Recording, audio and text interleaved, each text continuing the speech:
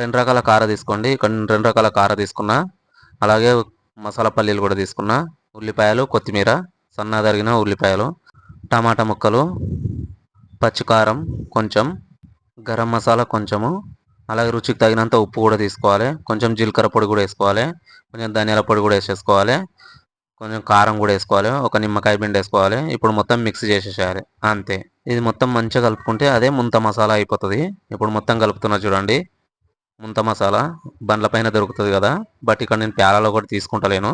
ఈ విధంగా మొత్తం కలుపుకుంటే అయిపోయి ముంత మసాలా చాలా బాగుంటుంది. ఒకసారి దీన్ని చూద్దాం.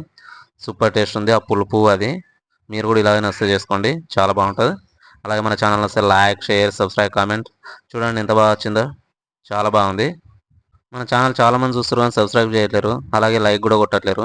ఒకసారి లైక్ కొట్టండి, సబ్స్క్రైబ్ చేయండి. ఉంటా మరి. ఈ వీడియో నస్తే లైక్, షేర్, సబ్స్క్రైబ్, కామెంట్.